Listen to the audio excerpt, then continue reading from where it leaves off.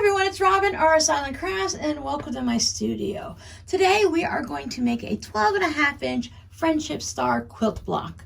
This block will finish at 12 inches when you put it into your quilt or another project. When I first started sewing quilt blocks, the friendship star was one of the first ones I did. I believe this is the first block that I joined in a swap. It's very common to have friendship star blocks that are swapped in groups of friends because, you know, it's a friendship star. It actually originated, as far as the historians can tell, back into the pioneer days. A lot of the times the women would make a friendship star block for their friends that were traveling west into the unexplored country, trying to find a new place for their family to live. So the women that in their family that was staying behind or in their community would make a bunch of friendship stars, and they could sign their name inside the center block. And then as the other woman is traveling west, she would go ahead and hand stitch all these blocks together so that when she got into her new place, she'd have a nice warm quilt to lay on her bed and to remember all of the friends and family that she left behind. Back in the pioneer days, there was a very long time, months, to drive their horses and travel from one part of the country out west to the other part, and there really wasn't very much mail, so they could go many years without hearing from anyone until the mail is set up in their new area. So it was really great for the women to have a nice quilt to snuggle up underneath on those cold days and remember everyone that they love. So we're going to have our background print, which I'm going to use black for this one, and we're going to have a main print. Now with our main print, we're going to have our center square, and since we have another one of those 9-patch grids, this is what your basic layout is going to look like. And in these empty purple spaces that you can see here, they're going to be our half square triangle or the points of our star. So I decided that I would have a fun center block for two reasons. One, I wanted to show you that I can have a fun center block, and two, I didn't have enough of this fabric to make a centerpiece, but that's okay. You can also put a background fabric in the center and just have these points floating. Whatever design you'd like to do, you can just go ahead and mix and match your fabric. An entire quilt made out of these looks really stunning. If you're really not sure what you want to do, you can go ahead and just sketch it out either on regular paper or some grid paper. Just use some colored pencils, crayons, markers, whatever you happen to have, and just sketch it out and play with your colors and see what design you like. Sometimes it's nice to have more of a solid color in the center, so if you want to use that as your signature block, you can write it on that, or if you're using a lighter color like a white or a light gray, you could sign your names here. The majority of the time the signatures are on the center block, but you can do whatever you want. It's your block. So all of these pieces are cut at 4.5 inches for our 12.5-inch block. I like to cut my half square triangles larger, so these need to also be 4.5 inches, and we're going to need 4 of them. We're going to do 2 at a time, so I cut 2 of my main fabric at 5.5 inches and 2 of my background fabric at 5.5 inches. I'm using scraps for this block, for most of my blocks in this project. And I found that my black scraps, since I buy a variety of blacks, I don't always stick with like Kona cotton black as all my black purchases. So the majority of my black fabric didn't match. So I had to really dig around and find a piece large enough to make it match. Most of the time I could get 3, maybe 4 of the backgrounds, and then my pinwheels would be a different color. So it all depends on what you're doing, whether you want to mix those fabrics up. So if you're using something that is very similar, like a white, a gray, or a black, those colors tend to have different hues to them. Blacks, from what I know about yarn dyeing, can be a little bit difficult to match in colors. So just be careful when you're choosing your background if you want everything to match. Just make sure you're sticking with the same color. Because of my Coca-Cola print, my block will have a right side direction, and that's okay. I'm not putting mine on point or anything like that, so when I sew that into a project, I'll just make sure it is in the right direction. I do prefer to have non-directional prints for my half square triangles. That just means I don't have to think about them. If you're using something with a direction, you might want to pay attention to what you're doing to make sure that if you have a little cat face on it, if you wanted to all of them be pointed in the same direction, just be careful how you lay it out. And what you can do is when you're doing them, since we are going to be putting these right sides together, we'll draw the line down the center and we're going to sew a 1/4 inch on either side of that line. So when you do them, you just give a little peek just to see if it's going to have your print going in the right direction. And you can do that on all 4 of them, but I just find it easier not to have any type of print that I have to match up. We've done half square triangles many times on this channel. I'll put a couple links down below so that you can check out a couple of the half square triangle videos. But the line that I am drawing is going to go from corner to corner, and I'm drawing it on the lightest fabric. If both of your fabrics are dark, there are some white markers and chalk and other marking tools that you can use to draw on a darker fabric. I can see on the back of my red, so I'm just going to mark it on this. And it's not going to matter too much what utensil I'm using, because this is going to become my cut line. Now if you'd like, you can also draw the 1/4 inch mark on either side if you're having a difficult time figuring out exactly where to do it. I have figured that out now, so during this process of making all these half square triangles and actually paying attention to what I'm doing and not just sewing it like the way I sew it all the time. So since I pay attention now, what I did in the beginning is I actually took the time on a small project like this where I'm only making 1 block. I drew my center line and I drew both 1/4 inch lines, and I would do it on both of these blocks. And when I take it to the sewing machine, I would just pay close attention to where I was stitching in relationship to this line, where my needle was, where the edge of my foot was, and things like that, so that I could see exactly where to do it next time, so I would only have to draw that one line down the center.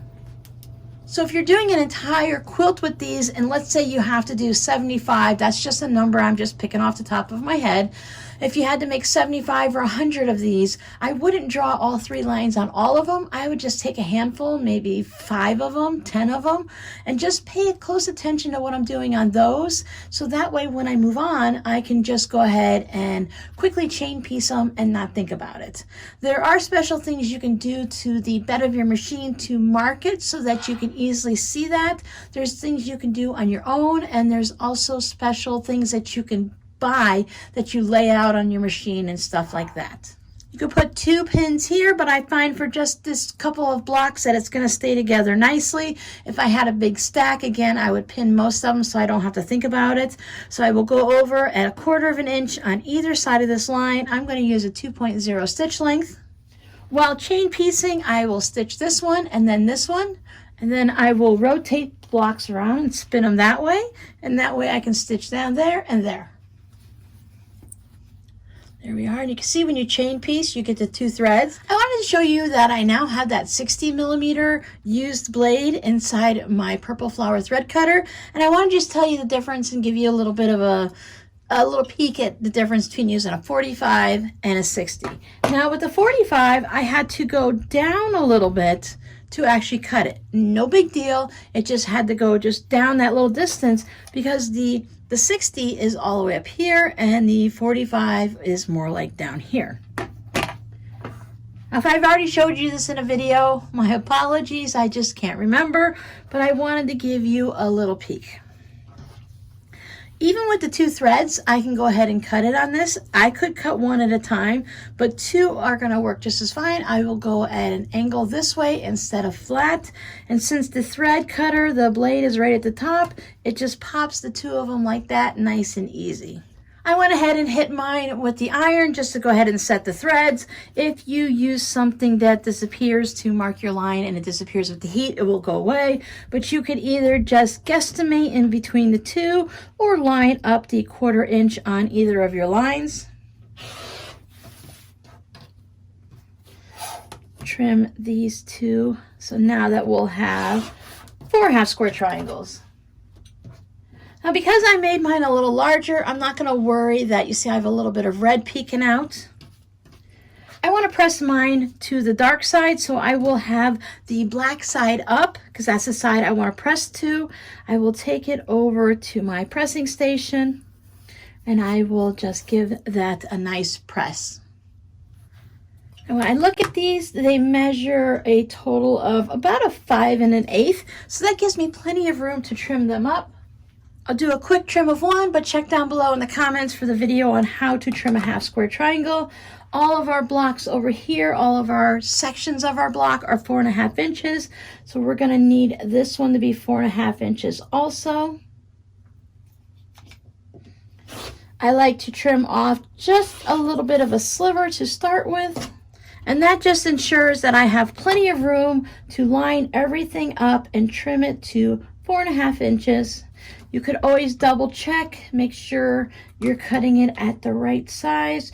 You could put some tape to mark, so if you're cutting your 75 of them, you will have that guideline so you don't have to think about it each and every time. You'll just know. I will trim these up and then we will lay out our block. When I lay out my block, I like to start with this top one because I always remember exactly where that one goes. You can always follow a picture online or of course follow the pictures here. Sometimes as you're doing it, you might need to spin them around a couple times just to get it to where it looks right.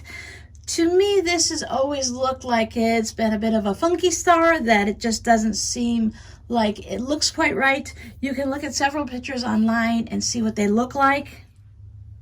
You can change things around and put them in any of the different directions that you'd like them to be. So here it changes it up and this block has a different name, I'm sure. But since it's your block, you can go ahead and move things around any way you'd like. I'm going to leave my star this way. I will take it over to my sewing machine and I will stitch this together just like I do all of my 9 patches, where I'm going to bring these sides over, bring the center to the left. I will stitch my 1/4 inch. If you'd like, you can press this seam open or leave it as it is.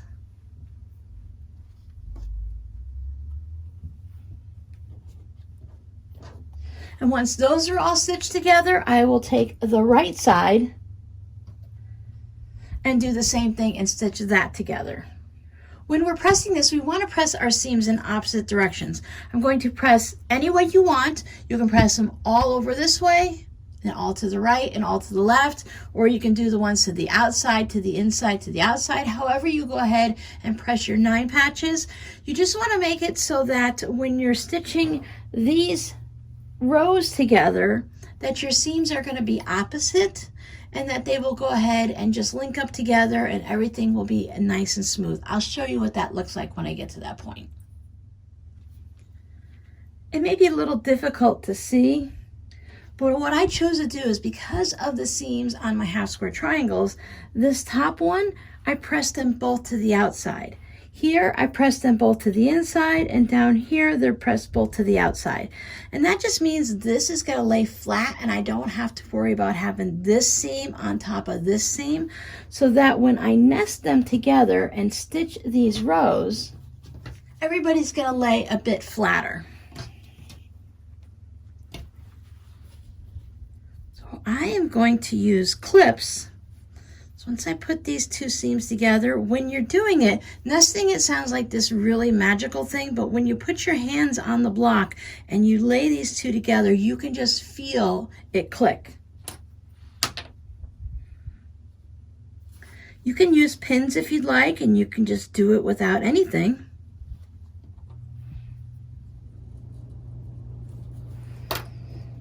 So I will sew those 2 together. I will give them a good press and open them up, and then I will sew this one together. Now, if you were making a whole bunch of these and you were going to line them up next to each other, then you might want to think about doing every other. Like if you press these to the outside, you could press the next one to the inside, or all of them up, all of them down. Again, however you want to go ahead and press your seams. But that's going to allow the one next to it to go ahead and nest and take care of it. So if you were just making a whole bunch of these and you weren't sure on your layout, you could always wait on pressing these last 2 seams until you get your layout figured out. You can give it a little quick finger press so it lays nice and flat, and then when you get it all figured out, you can come over and hit it with a nice hot iron, and if you want to use some steam. And there is my finished 12.5-inch friendship star that will finish at 12 inches when I sew it into a project or my quilt. For my last seams, I ended up pressing one up and the other down just because the seams wanted to go that way. Many times you'll notice when you go to just try to finger press your seams, if it's fighting you and you're getting weird little thick lumps and stuff, try pressing it in the other direction. Many times that'll help. Some blocks you just really need to press certain seams open just to get them to lay nicely. So your scrappy word for today will be cola. I hope you'll be able to join us this afternoon at 3 p.m. Eastern, where I will be making the 6.5-inch block version of this. So I hope you'll join us this afternoon where we are going to chat and sew this block. You can work on any project that you'd like.